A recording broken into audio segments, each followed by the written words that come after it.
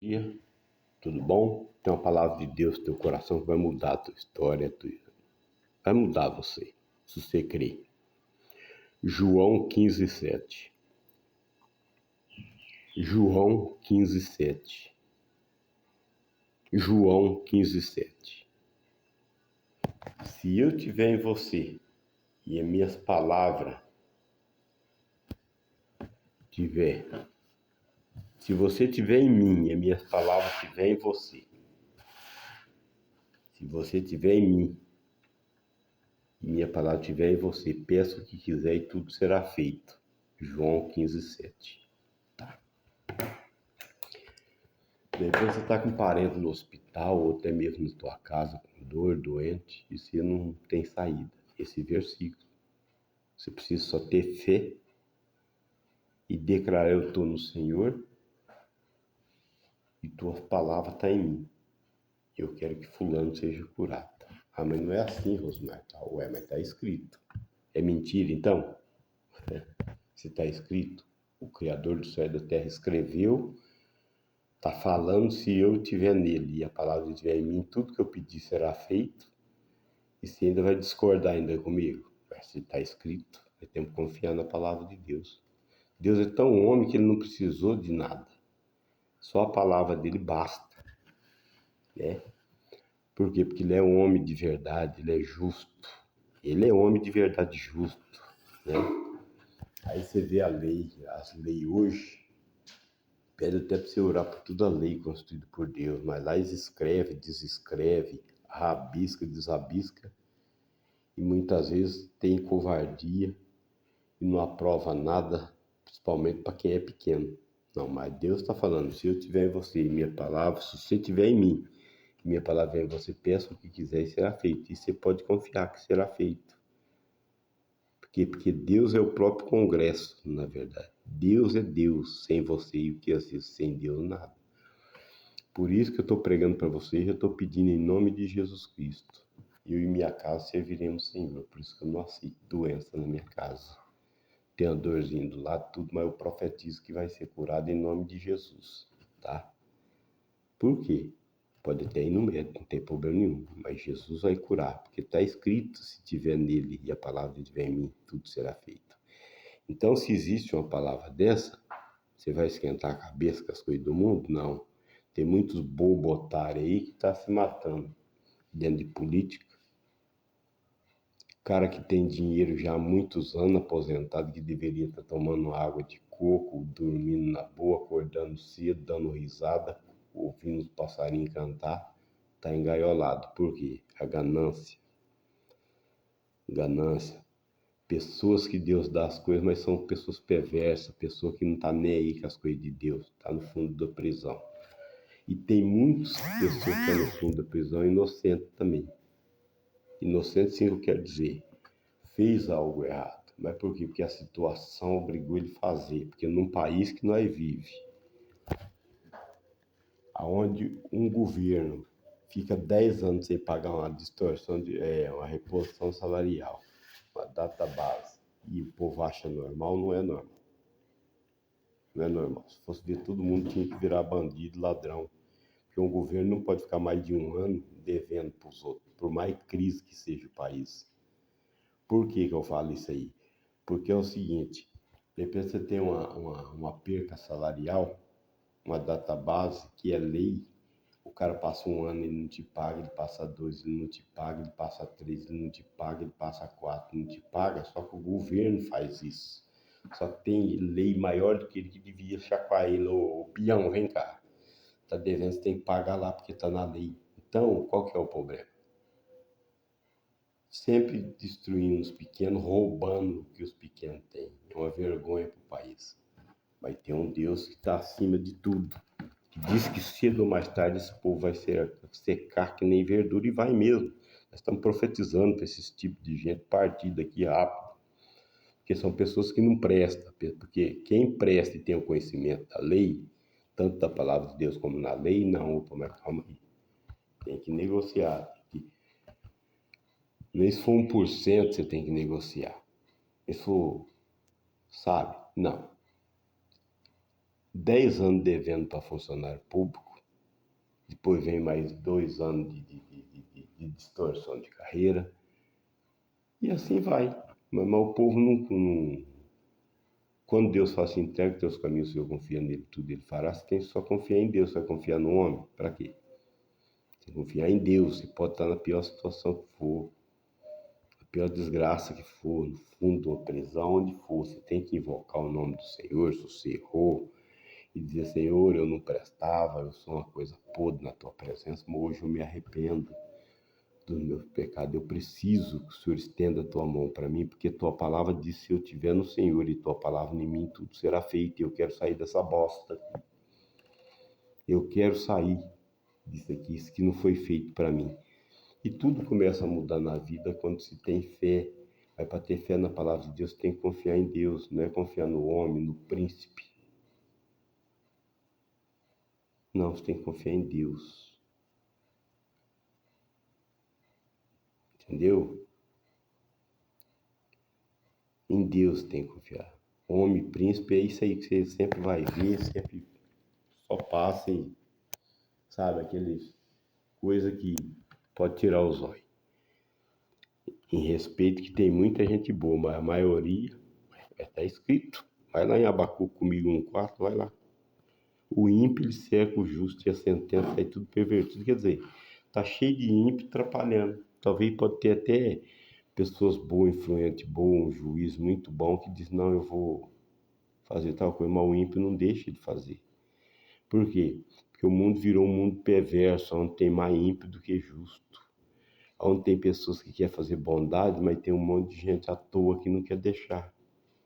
Esses são os ímpios, esse que você tem que invocar o nome do Senhor e falar, Deus, é só o Senhor na minha vida, essas tranqueiras eu quero que o Senhor tire do mundo. De repente cai um avião com as tranqueiras dessa, morre, entra outro no lugar. Porque se você for esperar certa gente fazer as coisas boas, não faz, porque o coração do cara já é mau. O cara já vive de natureza perversa. O cara já vive de natureza, como que eu posso falar? De natureza que não vale nada, ele não tem amor no próximo. Ele tá no bom, o resto que se dane. Você tá entendendo? Porque o cara ficar... Por exemplo, eu falo sempre de governo, não é porque eu tenho raiva de governo, não. É que eu acho muito um governo chegar ao ponto de ficar 10 anos sem te pagar uma database. Ficar uns 2 anos sem te pagar aquilo que é teu, é muita coisa. Alguém tem que ver isso, porque não é justo, tá? E o próprio governo sabe que eu estou falando a verdade.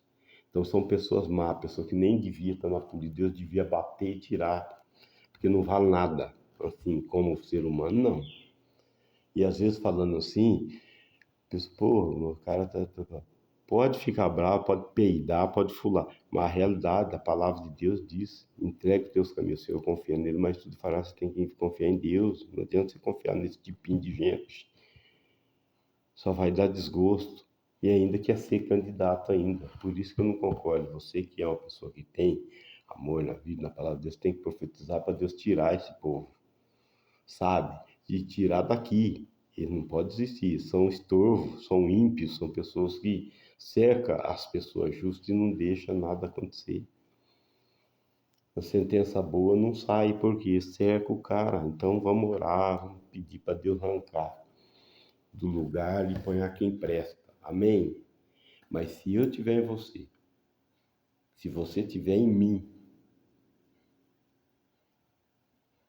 e a minha palavra, você peça o que quiser, será feito. Eu, para minha casa, eu declaro saúde, fortuna, riqueza, porque meu Deus é dono do ouro e da prata. Então, outra coisa que eu quero pregar. Quando você vê pessoas muito dentro de igreja, fanática, mas a situação dele está difícil, é porque ele ainda não está em Cristo e a palavra de Deus ainda não está nele. Porque você servir um Deus grande que é dono do ouro e da prata, por mais que você passe necessidade, mas você tem que sair dessa dificuldade, você não pode ficar. Doença não existe para quem serve Deus. Né? Aí você olha e fala, mas todo mundo morre, todo mundo fica doente, fica. Mas você serve a Deus, a palavra, você está nele, a palavra está indo em você, você não vai ficar doente, porque ele não vai deixar. Isso eu tenho certeza. É porque o homem perdeu a fé. O homem acha que o mundo é isso que ele está vendo, esse trapo de imundícia que ele está vendo, e não é isso. A palavra de Deus diz que Deus tem o melhor para você. O homem não, mas Deus tem. Por isso você tem que confiar em Deus. Não confiar no príncipe. Entendeu? Confiar em Deus. Tá bom? Você tem que espedaçar essas coisas. Tá? Toda nação me cercaram, mas no nome de Jesus eu espedacei. Cercaram e tornaram a me cercar, mas no nome de Jesus eu espedacei. Cercaram-me, mas se queimaram como fogo de espinho, porque no nome de Jesus eu espedacei. Você tem que começar a espedaçar as coisas no nome de Jesus. Eu espedaço toda dor no meu corpo em nome de Jesus. Eu espedaço todo o mal na minha casa em nome de Jesus. Toda doença eu espedaço no nome de Jesus. Beleza? É isso, é crer, acreditar que Jesus pode. O sangue de Jesus é forte. E vou falar uma coisa, que Deus não vai deixar tranqueira entrar no poder mais para governar. E para ser presidente, tranqueira não vai entrar mais. Por quê? A diferença do homem tranqueira, vamos dizer, perverso, com o cara que diz não ser perverso e ser justo e não é muita diferença. Por quê? Porque Deus conhece o coração. Você tem que se arrepender das coisas e fazer alguma coisa boa para os pequenos, não é para grande, grande já tem. Então, quando você vê um político fazendo coisa só para gente grande, você pode tirar os olhos, não vale nada.